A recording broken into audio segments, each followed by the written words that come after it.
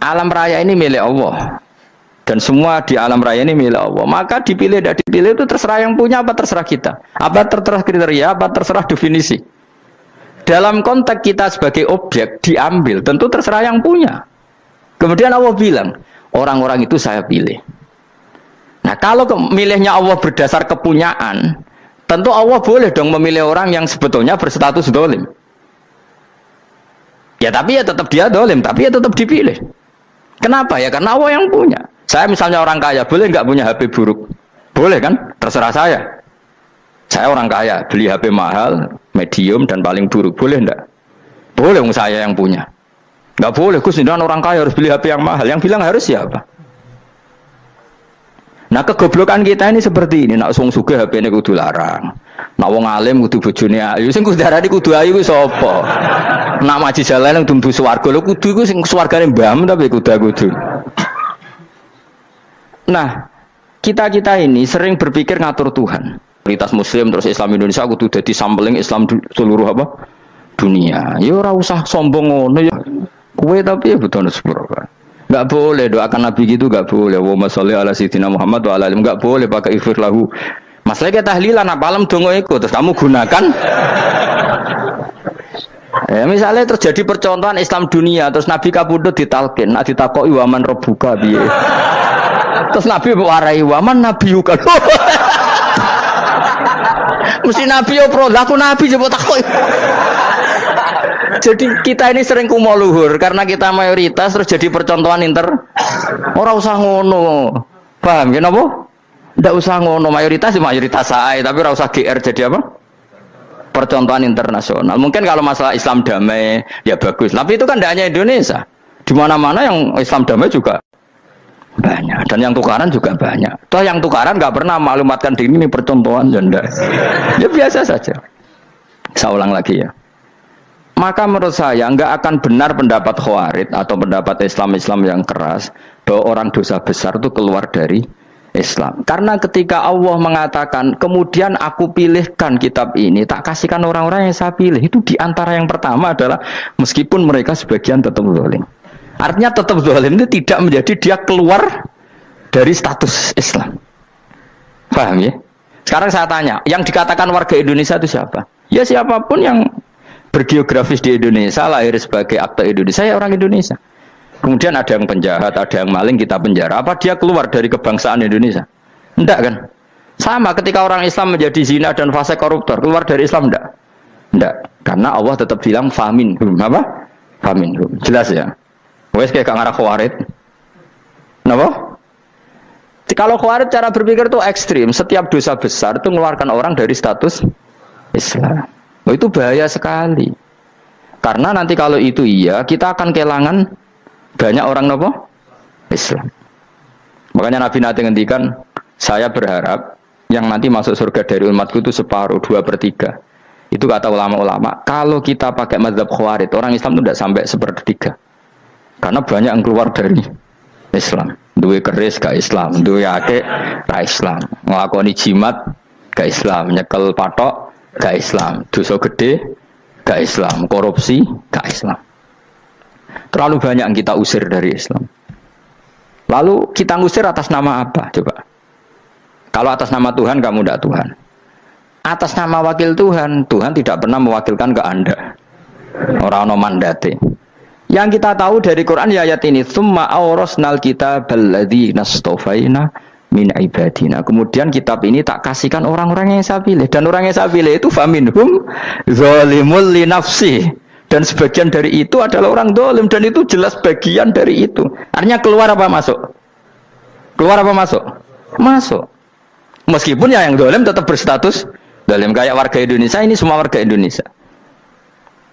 Paham ya? Yang maling ya tetap warga Indonesia, meskipun ya tetap maling. Jelas ya? Betul ya? Makanya ahli sunnah itu pendapatnya falam nukafir mu'minan bil wisri. Kita tidak akan mengkafirkan orang mukmin hanya karena melakukan dosa. Kenapa ya? Karena Allah bilang faminhum setengah sangking itu masuk bagian. Dan itu luar biasanya Allah disebut istofaina, tetap orang-orang pilihan. Maka ini penting saya utarakan supaya kita ini tidak sok-sokan ya. Terus yang zalimul nafsi pun potensi dimaafkan sama Allah. Asal dia tobat, dan tobat itu sama Allah nggak ada batasnya. Malam yuhur kiri sampai apa? Nafas apa? Terakhir. Dan kadang orang itu sebetulnya nggak niat tobat, cuma ada perilaku tertentu sehingga dadian Allah itu simpati. Itu juga banyak yang diterima tobatnya Allah. Makanya kata ulama-ulama itu, istighfar itu tidak syarat diampuni. Yang menjadi orang terampuni itu kehendak Allah. Istighfar itu bagian kecil dari syarat-syarat itu. Bisa saja orang tanpa istighfar tapi diampuni Allah. Misalnya Allah dawuh, wa yaghfiru ma duna dzalika liman yasha. Itu bukan liman yastaghfir tapi liman yasha. Contoh masyhur kan, kamu pernah dengarkan ada orang nakal itu, mumisah itu ya kira-kira lonte atau apalah. Dia datang pulang ketika melihat anjing ngeleti pasir, dia berpikir ini kehausan kayak saya. Kemudian dia turun ke sungai memberi minum anjing itu, kemudian Allah memaafkan dia karena itu. Pas itu di semua hadis riwayatnya dia tidak pernah istighfar. Terlalu punya perilaku yang menjadikan dia diampun. Banyak enggak seperti itu? Banyak, makanya wa yaghfiru ma duna dzalika liman yasha. Mayasa itu ya yang digedaki Allah. Bisa saja kalian ini sering istighfar tapi enggak dimaafkan Allah. Tapi delala punya satu perilaku yang cara Allah itu penting, kemudian dimaafkan. Kayak Saharatu Fir'aun itu dia tidak pernah istighfar, tukang sihir Fir'aun. Dia diampuni Allah, dikasih iman tuh gara-gara jadi wong Jogja. Terus ngono tok. Jadi pas mau duel adu sihir. Iku dalah dekne mendingan ya. Qalu ya Musa imma antulqiya wa imma annakuna nahnul mulkin. Monggo jenengan riyen napa kula riyen. Dadi gara-gara dekne didikan Jogja niku. Lah wong ape duel, mestinya tarung itu semakin cepat mengambil kesempatan kan semakin menang. Ini sudah jelas tarung. Ngapunten jenengan riyen napa. Lha iku pangeran itu terus simpati. Wong kok sopane ngono apa? Akhirnya Allah memberi iman gara-gara apa? Imma antulqiya wa imma annakuna nahnul mulkin. Monggo jenengan riyen. Lah Musa juga Allah juga enggak terima kalau nabinya kalah sopan. Sehingga Allah memerintahkan Musa adalah sopan. Mboten jenengan mawon. Jadi Nabi Musa qala bal alqu. Jadi Nabi Musa enggak jenengan riyen mawon. Jadi coba itu kan unik. Dia tidak ingin diampuni Allah, tapi adalah dia sebenarnya satu perilaku yang menjadikan Allah itu simpati, yaitu kesopanan dia dengan Nabi Musa. Imma antulqiya wa imma annakuna nahnul. Nabi Musa juga bilang qala bal alqu moga jenengan riyen mawon. Akhirnya sakar dia nak ngoten. Makanya Fir'aun itu mangkelnya bukan main. Ketika pertunjukan itu akhirnya kan Saharatu Fir'aun kan kalah. Setelah kalah langsung iman. Maka kata Fir'aun, ini jelas Musa itu guru kamu. Cuma pura-pura saja kamu pro saya. Lah buktinya apa? Jare buktinya tadi monggo-monggonan gitu. Makanya Fir'aun bilang innahu lakabirukumul ladzi 'allamakumus sihr. Wah, itu mesti Musa itu gurumu. Padahal dia gak kenal sama sekali. Cuma gara-gara monggo-monggonan tadi itu akhirnya terus pikirannya Fir'aun. Wah, mesti wis kenal suwi, mau gayane tok. Mereka gara-gara monggo jenengan riyen. Mboten monggo jenengan mohon. Jadi makanya sampean jangan putus asa. Makanya keliru sekali kalau kita bilang diampuni Allah nunggu istighfar. Enggak. Tentu istighfar penting, kita sepakat. Istighfar itu penting, kita sepakat. Tapi itu tidak satu cara-caranya Allah untuk orang bisa diampuni. Nabi misalnya ngendikan ana wa kafilul yatim kahateni fil jannah. Coba. Orang sering istighfar sama kafilul yatim, kira-kira surganya cepat mana? Cepat kafirul yatim meskipun enggak istighfar. Kalau istighfar terus tapi medit ra karuan. Tak jamin pun rokok alamatnya medit jelas nen rokok aku roh. Jelas. Al-bakhil qaribun minan nar, jelas alamatnya deket-deket situ lah, paham ya? Wis jelas as-sakhi qaribun minallah, qaribun minan nas, baitun minan nar. Nah al-bakhil baitun minallah, baitun minal jannah, qaribun minan nar. Jadi medit itu ya deket-deket situ alamatnya sudah jelas deket-deket neraka. Ana wa kafirul yatim kahateni fil. Berapa? Apa semua yang dimaafkan Allah Nabi nyebut syaratnya istighfar. Kebaikan fil bahr. Orang alim itu otomatis dimintakan maaf oleh langit dan bumi sampai iwak ning laut. Mulane jendur Abu Bakar jangan istighfar. Aku sing istighfar is akeh sembrono. Langit bumi no. Mulane kula nu jarang istighfar bukan karena saya sombong, memanfaatkan istighfar mereka no. Dan saya yakin itu lebih mandi timbang istighfar saya. Mohon koman fi samawati nglebokno Jibril, Mikail.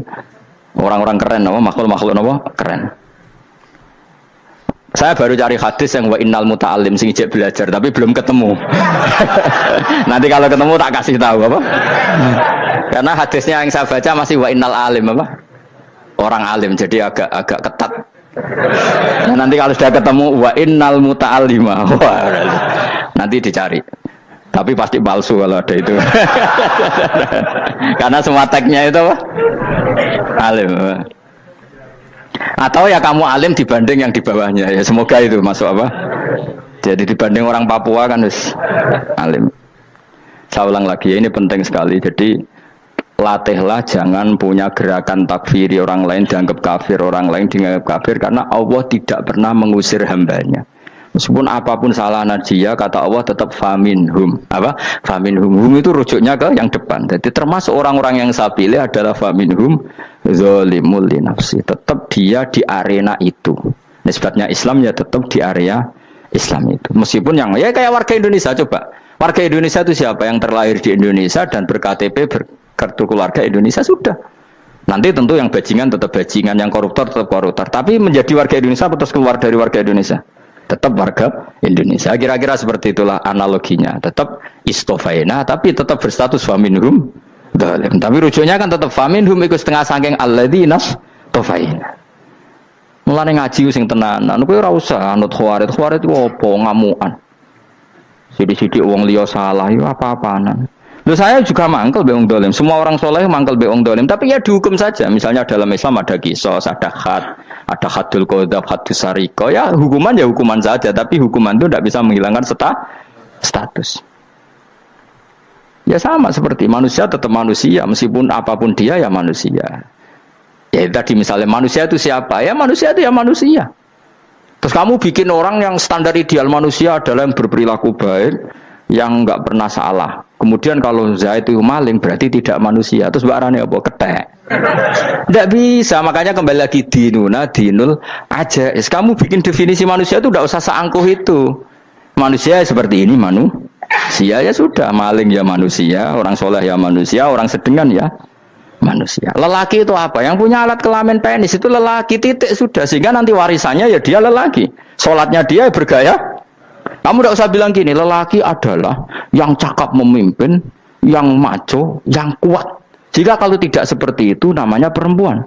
Terus kamu membolehkan yang seperti ini jadi makmumnya perempuan. Imamnya perempuan sing maco. Kacau enggak kalau agama nuruti logika-logika itu? Enggak jawab aja.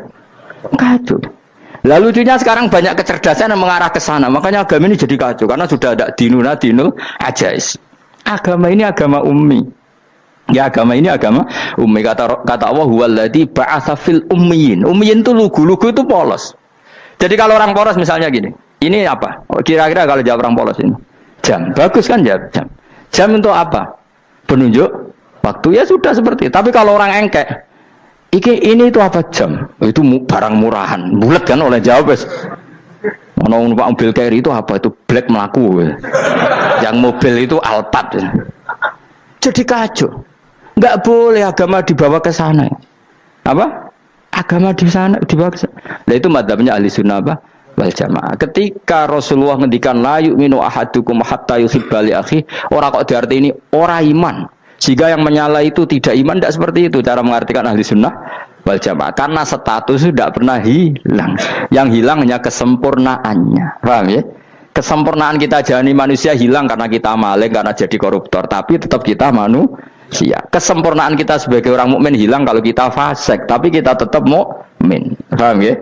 Makanya setiap hadis gitu kata ahli sunnah la yu'minu imanan kamilan. Wis dong ya? Dong. Ya terus alhamdulillah. Subhanallah. Ya doa alim mas malam rolikur. Malam Lailatul. Aku kadang yang melok goblok aduh. Saya tuh sering dididik sama bapak saya, sekumpul wong akeh kudu melok goblok guys. Makanya bapak itu kalau ada orang pidato, bapak kan juga nggak suka pidato juga, tapi ya kerso kadang-kadang, saya pun kadang-kadang kerso. Asal sing utus pernah guru, pernah sepuh kadang kerso. Nah, bapak nak bahas pengajian ngomongin balik dari bapak, malah bingung, ngomong apa wae. Coba kita dengan PD-nya bilang Lailatul Qadar itu 21 sampai berapa? 29. Lailatul Qadar. Warna iki malam Lailatul Qadar. Lalu Lailatul Qadar keren tuh karena apa coba? Karena nuzulul Quran. Lalu nuzul Quran tanggal 17. Lalu Lailatul Qadar tanggal berapa? Oh, ada nih. Alhamdulillah. Tapi ini jangan jadi keiskalan yang masih itu sudah difitnah itu. Coro Gus Bak, ya coro Gus Bak, coro Quran ngawur gitu. Sembrono. Memang aku tidak pendapat tentang Quran, ya dan ayatnya seperti itu. Maka yang benar, Lailatul Qadar itu kata ulama-ulama dulu, orang yang beramal soleh, ya itu sudah anggap saja dapat Lailatul Qadar. Ora usah ndelok esuk-esuk ndelok srengenge blerengen ta ora. Nek blerengen berarti untuk Lailatul Qadar. Jan mendung kan blereng iki. Terus bengi angite sayup-sayup. Anggere dini hari ya sayup-sayup blok-blok aneh-aneh wae. Lah nek pikir sego ora, berarti wong laut gak tarah untuk Lailatul Qadar. Mergo segoro kidul langine bianter. Lah nek ning Dieng ya mesti sayup. Mau angin ndok gunung wis kesel tadi terus sayup-sayup. Gawe ukuran ojo ngono, gawe ukuran ngono rak wong Dieng luwih ngrasa entuk Lailatul Qadar timbang wong Segoro Kidul. Segoro Kidul angine apa? Buanter. Padahal alamate piye? Sayup-sayup. Mana-mana. Maksudnya alamat ngono iku ora ngono, maksudnya ayat iku Kanjeng Nabi mbak dawuh ngono, maksudnya ora ngono. Wes dong ya. Ayo Lailatul Qadar tanggal aku seneng wong bodho. Kowe enak urip terus happy no? Happy. Ya saya ulang lagi ya. Jadi kejati dirian itu tidak bisa hilang dengan standar keidealan. Yang hilang itu standar apa? Keidealan. Misalnya kita maling ya eman lah sebagai orang mukmin kok maling. Warga Indonesia kok kriminal tuh eman, tapi dia tetap orang Indonesia. Orang Islam tetap Islam meskipun dia fasik. Sebab itu Allah ngendikan faminhum zalimul linafsi. Sebagian dari orang yang saya pilih dia adalah orang dolim. Ya dolim saja. Jangan kamu katakan kafir ya dolim saja. Dolim kira-kira maknanya kurang ajar, kacau, kriminal. Tapi kan tetap dia orang Indonesia. Paham ya? Tetap dia orang Islam. Tapi Islam yang dolim. Ya seperti saya sering cerita. Saya pernah ketemu orang alim melaku di Tuban. Iku pilih tanggamu. Wong Islam kok doku. Wong Islam kok doku umat Islam kok do mabuk. Ya tentu oknum ya. Tapi jari orang alim tadi, itu orang umat Islamku. Islam sing kumat. Jadi orang Islam itu hanya dua, umat Islam sama Islam yang kumat. Jadi kalau pas fasik ya Islam kumat. Kalau pas waras umat Islam. Ya sudah itu bolak-balik. Ya, jadi umat Islam. Jadi kalau di Jogja atau di Jakarta ada orang mabuk, itu berarti Islam sang kumat. Kalau pas ngaji, umat Islam. Tapi kadang orang yang sama, ya kadang umat Islam, kadang Islam yang kumat. Ya sudah seperti itu. Dan nanti pas diambil Allah, ya tetap statusnya dua tadi. Umat Islam dan Islam yang kumat. Jadi jelas ya. Jadi jelas sekali makanya orang Khawarij itu kata Rasulullah syarrul khalqi wal khaliqa. Ela-ela makhluk itu orang Khawarij. Karena dia menghilangkan status kejati dirian. Itu bahaya bagi kelangsungan negara. Negara maupun agama. Jadi misalnya kalau orang nyuwun sewu misalnya ada orang kriminal di Indonesia. Terus dianggap gak warga Indonesia. Terus mau dibuang kemana? Coba. Sama kalau semua orang Islam yang salah dianggap kafir. Terus lalu mau kamu buang kemana? Padahal dengan kamu katakan kafir, artinya dia sudah tidak wajib sholat. Orang kafir tidak wajib sholat, tidak wajib puasa. Apa tidak lebih ngeri? Karena dia tidak berkewajiban melakukan ibadah-ibadah Islam. Berarti Anda lebih ridho dunia ini rusak. Ya, misalnya Zaid karena megang patok kuburan atau melakukan dosa besar, kamu katakan kafir. Setelah kafir dia wajib sholat tidak? Tidak kan? Wajib puasa tidak? Berarti kan malah jura-juran. Karena mendorong orang keluar dari ring permainan kesalehan. Tapi kalau kita katakan Islam, kemudian kita bina. Kan ini jadinya aset. Dengan kamu katakan Islam artinya menjadi aset kan? Bandingkan kalau kamu katakan keluar. Paham ya? Makanya Nabi ngendikan ala-ala umatku itu apa? Khawarij. Karena ini bahaya. Bahaya. Negara juga gitu. Andai kan kita berpikir ekstrim, yang melanggar negara tidak warga Indonesia. Yang demo tidak warga Indonesia, sing beda pendapat dengan pemerintah gak warga Indonesia, negara ini habis. Kehilangan 50% warga Indonesia. Ya biasa saja, yang salah ya salah, tapi tetap warga Indonesia. Kalau secara aturan hukum harus dihukum ya dihukum, asal objektif, asal adil. Kayak misalnya santri saya, yang santrinya Gus Bak itu siapa? Ya pokoknya sengaja. Kamu nggak usah pakai definisi ideal, sing ngaji, sing paham, sing ora ngantuk, sing pinter. Yo ngiyai dul. Mana. Dadi nek sing bener piye? Sing santri Gus piye? Ya sing ngaji. Lah sing piye ya pokoke anggere sing teko ngowah-ngowah ya melok mlebu. Ora paham yo ngaji, paham yo ngaji. Wong didelok kolange itu pokoke anggere sing teko ngono. Malaikat yo ora niteni sitok-sitok itu paham ta ora. Malaikat itu ono sing drengki disalahno pangeran, kita jamin. Tapi bukan malaikat elit sing didrengki, ora malaikat elit, malaikat awam napa? Masyhur itu kan. Innalillahi ta'ala malaikatan sayakhina fil ardi yabtahuna khilaqal dzikr. Terus Allah punya sekian malaikat yang tukang mencari-cari tempat dzikir. Khilaqul dzikri itu tempat-tempat halal haram, tempat-tempat ngaji. Kalau orang toreko ya tempat wiridan oleh maknanya. Tapi kalau orang fikih maknanya tempat diajarkannya halal dan haram. Terus setelah ketemu orang ngaji, terus kata para malaikat sing apian, halumu ila buhyatikum, ini tempat kamu, ini orang ngaji. Kemudian ada malaikat yang agak hasud, tapi entah gimana hasudnya. Pokoknya bilang gini, itu ada orang yang datang ke situ tidak niat ngaji, nyari temannya, kebetulan temannya itu ngaji. Maka ya Allah, itu jangan masukkan kategori yang ngaji, karena dia nyari situ, nyari temannya, kebetulan temannya itu ngaji. Tapi apa kata Allah? Hum alqaumu la yasqa bihim jalisuhum. Wes ngono lah, asal melok gabung tak sepuro kata Allah. Hum alqaumu la yasqa bihim jalisuhum. Mereka adalah kaum asal ikut duduk saja, ikut nimbrung duduk saja dengan niat yang macam-macam, tetap tak ampuni kata Allah. Tidak penting niat ngaji ku hiburan, alternatif dibanding ngomong sumpah ngadepi bojo. Wes gak penting kabeh. Soale anggere melok nimbrung sah. Enak loh? Nah, ya alhamdulillah. Sauni-unimu. Jadi agama itu pokoknya jangan kulino merubah kestatusan. Makanya itu hebatnya ahli sunnah wal jamaah. Setiap ada hadis la imana liman la ahdalah. Tidak ada iman bagi orang yang enggak nepati janji. Semua ahli sunnah nafsiri gimana? Tidak ada iman sempurna, tapi dia tetap mukmin, cuma tidak sempurna. Tidak dihilangkan status mukminnya. Masa orang Indonesia kalau maling nggak orang Indonesia? Lo kamu buat kemana dia? Ya tetap dia orang Indonesia, meskipun tidak ideal sebagai warga Indonesia, tapi tetap orang Indonesia. Jelas ya. Tadi summa awrasnal kitabal ladzina istofaina min ibadina. Terus orang yang istofaina itu berstatus faminhum zalimul linafsi, tapi tetap istofaina, tetap orang-orang apa? Pilihan. Karena kita alhamdulillah apapun fase kita dipilih Allah menjadi orang Islam. Alhamdulillah alladzi hadana li hadza ma kunna linahtadiya laula an hadana Allah. Dan kita alhamdulillah dengan segala kekurangan kita tetap dipilih Allah menjadi muslim. Ora terima muslim pembawa jalalan, enggak keren ta Mas. Jas napa? Jas.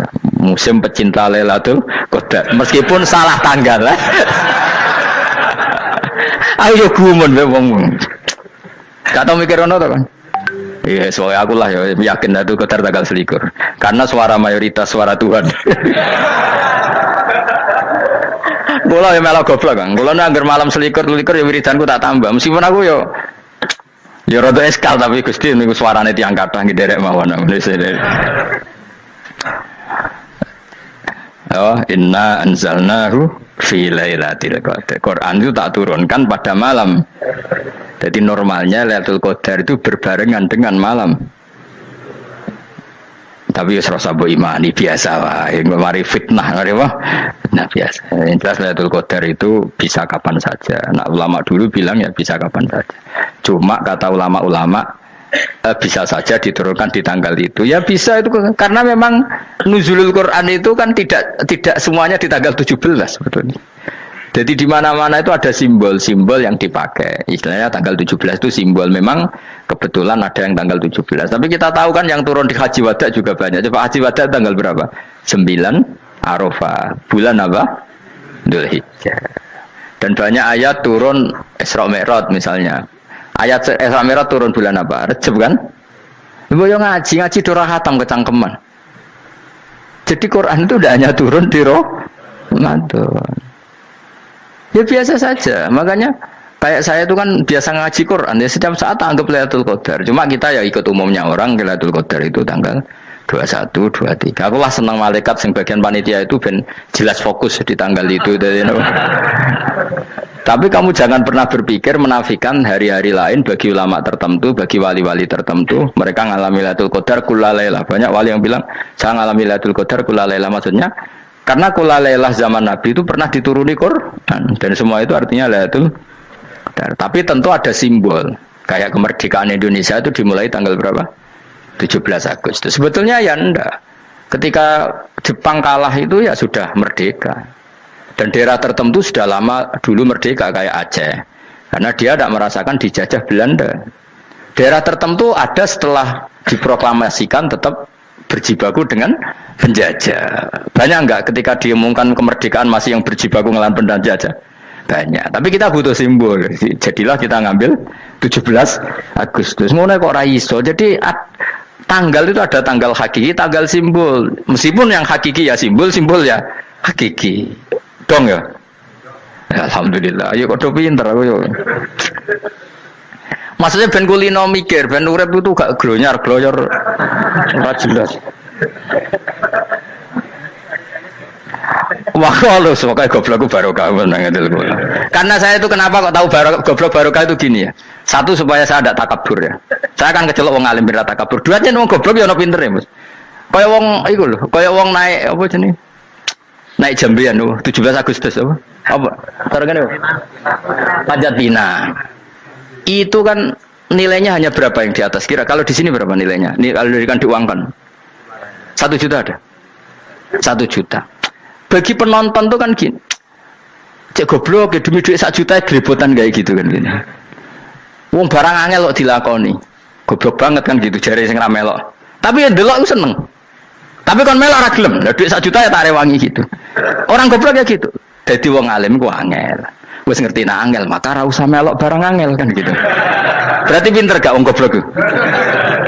Tak warai ya. Jadi wong alim itu angel. Maka saya menghindari barang angel. Menghindari barang angel itu satu kepintaran. Berarti orang bodoh adalah pintar. Tawar. Jelas ya. Jelas ya. Alhamdulillah. Makanya kulo nu kadang kok pinter kowe mbak aku. Karena kamu tahu ngalim itu angel. Menghindari barang sukar itu pintar. Berarti wong bodoh itu pintar. Tapi pintar dalam kebodohan. Harus respect. Wong bodoh itu napa? Respect. Dia tahu ngapal Quran angel, ngapal hadis angel, maca jalalan angel. Suatu yang angel harus dihindari. Menghindari barang angel adalah kepintaran. Wes ngono ae. Dadi kadang-kadang lagi Gus Bab aku pinter aku. Kok iso?